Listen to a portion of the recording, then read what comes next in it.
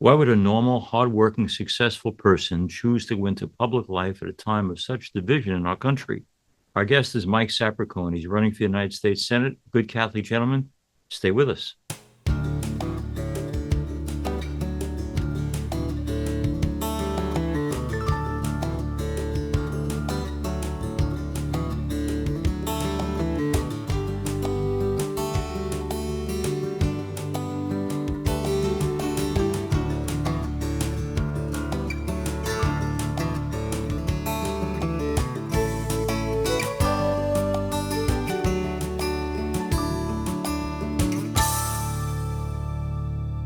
Hello and welcome to Personally Speaking. I'm your host, Monsignor Jim Lisante, and Mike Sapraicone joins me now.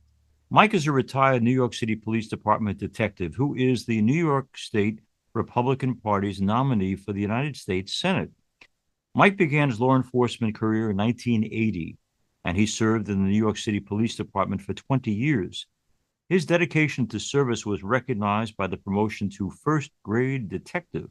In 1991, Mike established Squad Security to provide security services to New York-based companies, including the American Stock Exchange. Since retiring from the NYPD in 2000, Mike grew this small business into a global security firm in the heart of Long Island and employed over 600 active and retired members of law enforcement. Mike is married to Eileen, a New York State Supreme Court judge, and is the father of 5 children and the grandfather of 5. Mike is here with us today to talk about his life, his career, the Catholic faith and values that sustain him, and why he's running to be a member of the United States Senate. Joining me now, I'm so pleased to welcome to Personally Speaking, Mike Sapraicone. I'm delighted to welcome Mike Sapraicone to our program. We talked a little bit about him in the introduction, but just so I can recap. So having gone to Holy Cross High School, he enters the New York City Police Force and serves there for many years, ends up being a detective, and then decides to go into private enterprise and create Squad Security, which does very well. And then this man, at this point in life, when he has made something wonderful of his life, public service, and also provided for his family and many others through his generosity, decides to go into public office by running right now for the United States Senate in New York. So I got to ask you, at this point in your life, having done so much for the public and served the public and protected the public and worked hard to support your family, and knowing what a challenging world, the world of politics is, why would Mike Sapraicone, as a man who is seemingly sane, choose a world in politics? Monsignor, thanks for having me. My Always pleasure. good to see Thank you. you. You know that. And we go back a long way. A long time. In many Did you play different ways. football, my cousin Timmy? That's a whole nother story. Okay. And someday I'll tell you what Timmy told your uncle Oh, forever. really? And I remember when you said the funeral mask at Osney. That's right. Yeah. And Timmy got up and can I go into this? Sure, Timmy got up and absolutely. said, Timmy, we were playing Holy Trinity Mm-hmm. and there was a punt and the punt was dropped. And your uncle said to Timmy, who the hell dropped that punt that would change the whole game? Timmy said, Sap dropped it. So for 45 years, your uncle believed, and he was always good to me and say like, he'll always pat me on the back and say, don't worry, kid, it'll all People make be okay. mistakes, right? Yeah, and I never knew what he was talking about, right? And till that day at his funeral mass, that Timmy told the story that he told him it was me, and he died peacefully knowing that Sap dropped the punt and not Timmy. Not Timmy. But I've had a lot of fun and been blessed in my whole life and been able to do many things for many people. And public service was the cop thing, and it was a great thing. And your dad is a detective and stuff, and I enjoyed every moment of that. There was nothing like that. To me, it was the best thing in the whole world to be a detective in New York City. So when I retired and started my company, I hired only retired and active law enforcement. So that kind of kept me in the game. Okay. And learning and staying and doing all these security conferences and talking and stuff. But the kids are all out of the house. Eileen's sitting Supreme Court Justice in Nassau County. And I think it's time. I sold most of my business. That's his wife, by the way. I'm sorry, my wife. And it's time to give back a little bit more in a different way. And I'm getting so tired of the way things are going. I mean, there's no common sense anymore. Everybody is, when I was growing up, it didn't matter. No one said, are you a Democrat? Are you a Republican?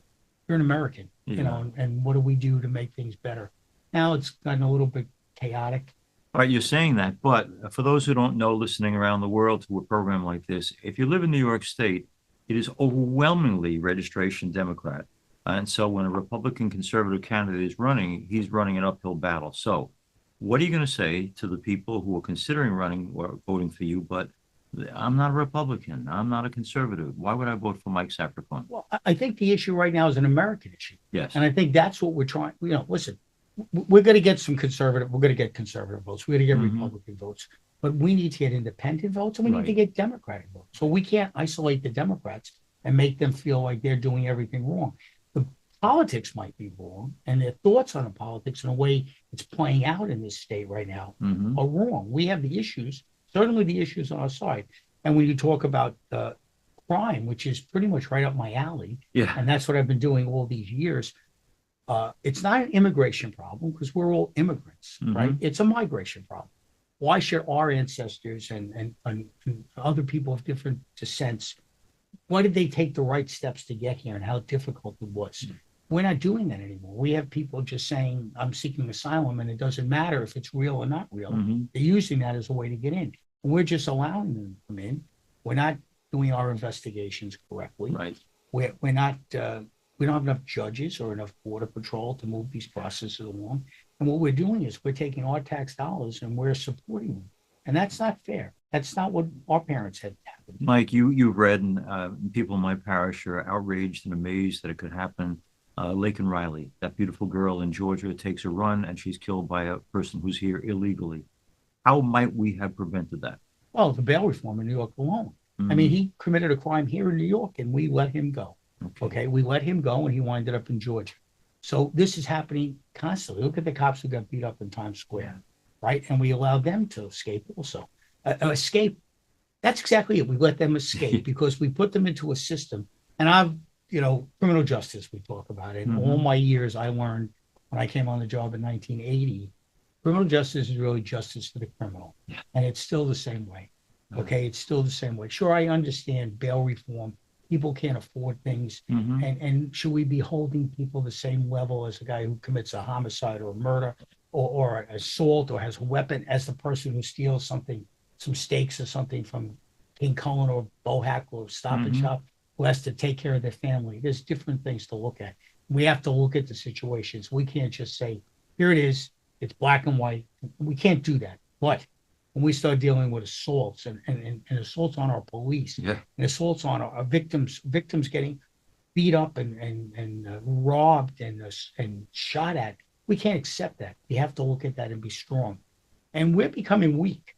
So we're showing weakness to the whole world in the way we handle things. And we need to get back to reality and get back to basics. But again, it's an American problem. We're not just Republicans and conservatives aren't people getting robbed and assaulted. It's everybody. Yeah, it's everybody. I'm an old transit cop. So I spent my first 15 years riding the train, putting my arm, holding on to the thing up there and shaking back and forth with the train. What happened in the 90s, I worked under Bill Braden, right? And I worked under Rudy Giuliani, he was the mayor. And what we did was something called broken windows. Right. And we started very, very much talking about quality of life crimes. And that's where you start. You start everything you do. You start at the bottom, and you work your way up. The little ones and work your way up. That's right. Mike Sapraicone is our guest. He's a candidate for the United States Senate in New York State. Now, I'm big into family of origin, Mike, so I got to ask you, the parents that raised you, what did they do right in raising you and your family? Well, everything, I think. I think everything. I mean, I think I was raised pretty well. The toughest thing, Monsignor, and I have 5 children, and they're all kind of grown, right? Okay. And I think the toughest thing is to be a parent. I think it's easy to be a cop and do all the cop stuff that I did and be in some bad places and have people, some not good people chasing you around and trying to hurt you. I think it's difficult to be a parent. I think it's more difficult. I think kids, the competition with kids nowadays and the things are different. And as we work harder and harder to give our kids what we think they should have because we might not have had, it's hard. So we put a lot of pressure and we try to think we're doing the right thing for them. And I think sometimes we lose it because we think my wife calls me an enabler. Okay. So I think as we try to do better for our children, we enable and maybe cause. Were you enabled by your parents? Never, ever once. Okay. Right? Never, ever once. And that's that's part of the problem with trying to get your kids to a better level, you think. And if you've been successful, you have the resources to do that. So the way I've tried to handle it is, and this is a very important thing to me. So I'm very big on education. You know, I do a whole bunch of scholarship stuff for Holy Cross, and I'm the co-chair of the Columbus Day Parade in Manhattan, right, for years. And I'm on that board of governors, and I do a bunch of scholarships there. And Tomorrow's Hope, which is a local charity we have in Diocese of Rockville Center, I donate a lot of money for scholarships there. So I think education is a big deal. So I try to show my kids that I do that and hope that they will follow. Some have, some it's difficult. I mean, my oldest daughter, who's 42, went to Mount St. Mary's in Emmitsburg, Maryland. And when she graduated from college, and I don't remember what year that was, she got an envelope in the mail saying, you know, as an alum, you should be, please join our this and that. And she said, I'm not giving them any money. And I said, why wouldn't you do that? Well, what did they do for me? And I said, oh, you got a Catholic education. And by the way, she got a job within like 3 weeks out of college at Our Lady of Victory in Floral Park as a grammar school teacher. She's a special ed teacher. I said, you know how hard it is to get a job? And you got a job. Well, it's a Catholic school job and it doesn't pay a lot of money. I said, you got a job. There's people who don't. It's great money for you. Living at home, you have no responsibility. It's a great job, and you start there and you work your way up. So I said, you need to give some money. Well, I'm going to give $10. I said, you can afford $100. Yeah. Well, I said, you can afford $100. Start at $100 and see where that goes. So it's always something that resonates with me that I had to take a stand and say, you need to give money. Oh, are you giving me that 100? No. You have enough money. Right. Yeah. You can do that $100. Okay. Giving back is important to Mike Sapraicone. Now, Mike, you mentioned the topic, so I have to bring it up because during this campaign, someone in the world of political correctness is going to mention this. You said you work on helping to coordinate the Columbus Day Parade, which I love as an Italian American. But now people want to act as if Christopher Columbus is the greatest criminal. He's a terrible man. So what do you say to people who say, let's wipe out these people from our history because they weren't perfect? Well, then we should just wipe out everybody because you have to be realistic. I mean, so I sit on the board at the Museum of American Armor in Old Bethpage. It's about World War II veterans, and we have tanks out there. You should come. It's really great. But I had the education system, so I'm the benefactor for our education program. You realize, and I don't think a lot of people do, we get about an hour of education through our system of World War II and the Holocaust. Our kids don't even have any idea about our history and the Holocaust and the war. And our parents, I think, were veterans of World War II, right? And my dad certainly was. I know your dad and your uncle, right? Right. And those guys never spoke of that stuff. Right? Yeah. You had to like drag that story out. Maybe you hear about a tattoo they had or about some little things, but they never stood around and talked about that. Didn't pat themselves on the back either. Never, ever, ever. And that's the greatest generation that is almost all gone. Yeah. Right. So it's important for us to educate our children and our country about the history, not throw the history away. There are kids in my parish who don't know what 9/11 is. Without a doubt. Well, I have a young lady who works for me, was probably born after 9/11. Okay. And they don't know. Yeah. And they don't know. And we can never forget things. And that's what we do a lot. We try to make like they disappear. But listen, a lot of people have done a lot of things that aren't right. Christopher Columbus, we probably made some mistakes. But if we don't, I've learned in business, you're going to make mistakes. But mistakes make you stronger and make you better. It's about not making that same mistake twice, right? It's about growing off of that mistake. And I think we can't cancel everything. No, we can't, although there are people who want to. Mike Sapraicone is our guest. He's a candidate for the United States Senate from New York, and hopefully will one day be a successful candidate for the Senate. Now, here's a question. You can't be on the Catholic channel without me asking. So you go to Holy Cross High School, this wonderful boys' Catholic high school in New York City.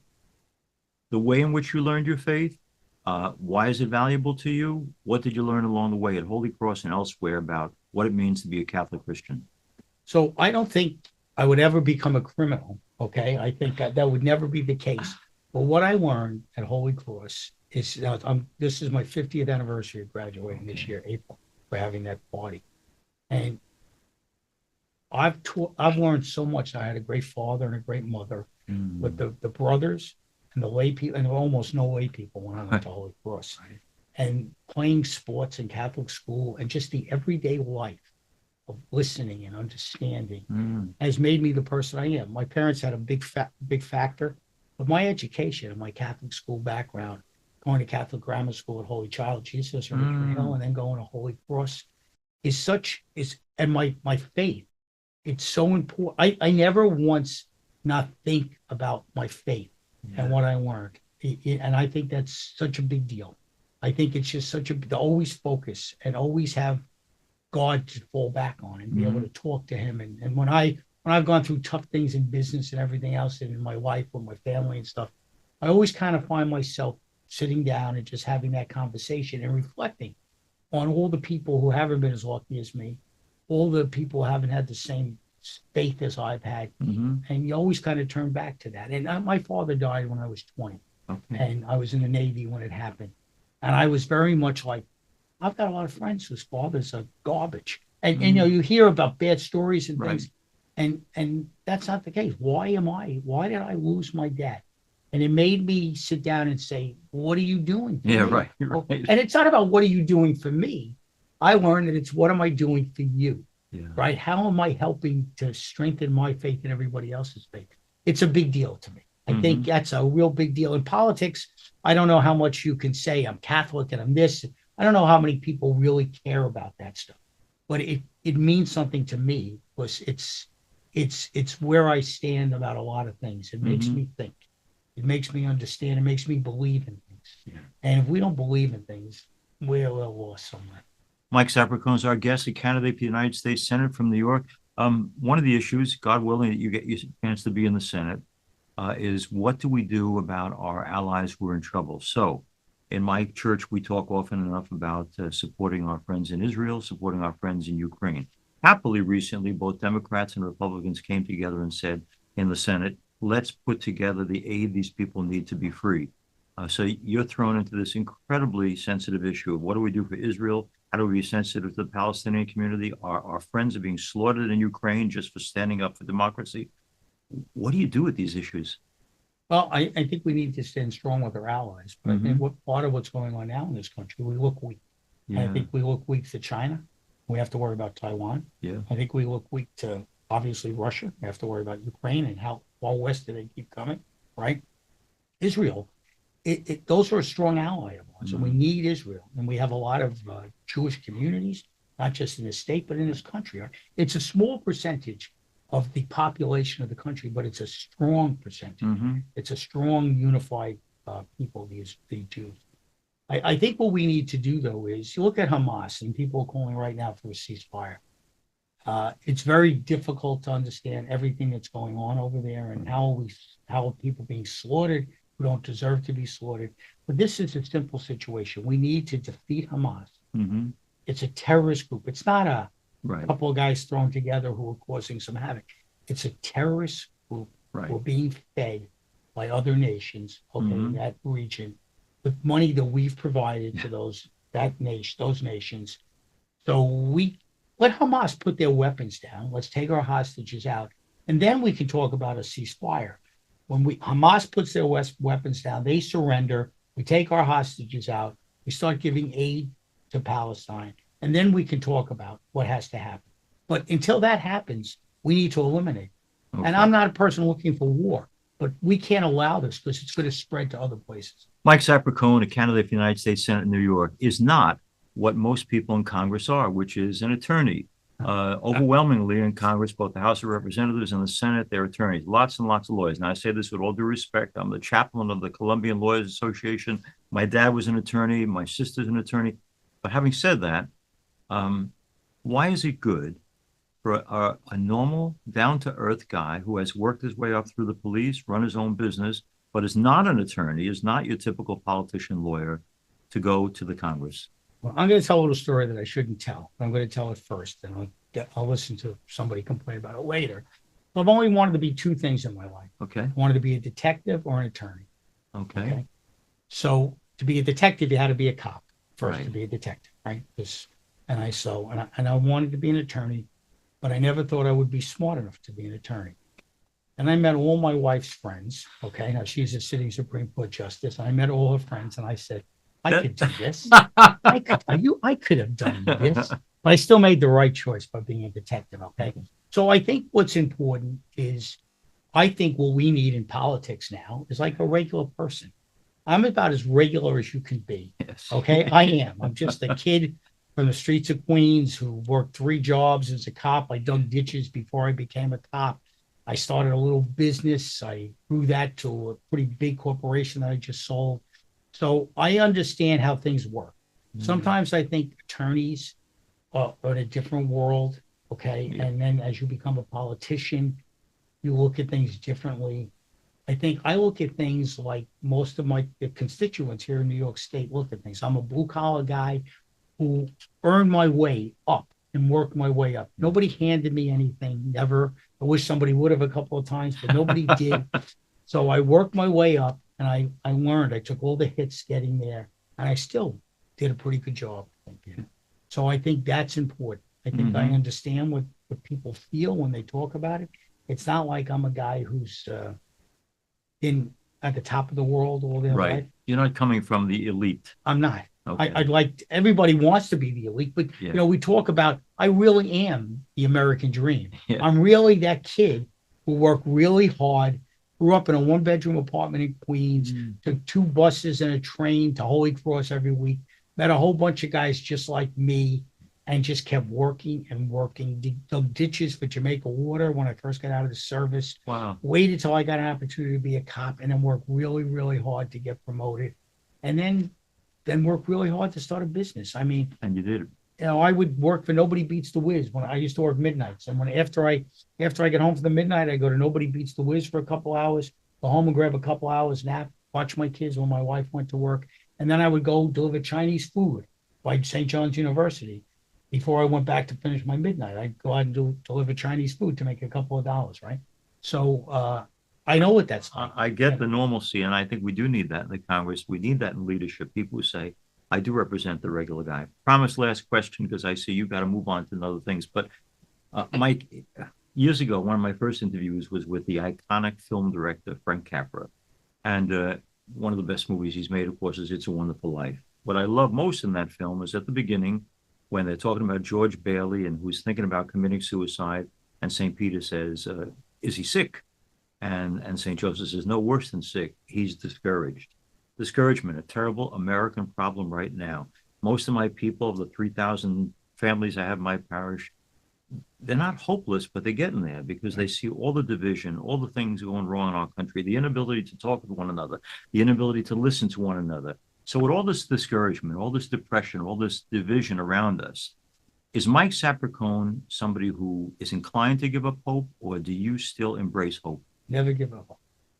So I think that's part of your faith. I think that's when you asked about faith before. Yeah. There's nothing that would ever make me want to give up anything. Right now, we're having a really tough week or so here we've had among what's going on. And I've made it clear, I'm not discouraged. There's nothing to be discouraged about. If we give up, we can never give up. We always have to have a reason not to give up, right? Yeah. And when times get, listen, I've been almost broke, almost worried about how would I feed my family, but I've never even thought about giving up. Yeah. I mean, and that's my faith.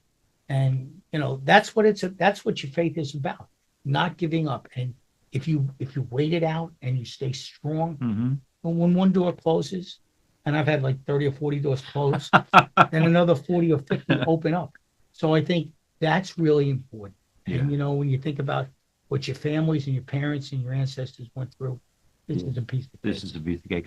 I lied. I said a moment ago that would be my last question, but I really have one final question. You and I have a mutual friend who I won't name, but he's a very active Democrat.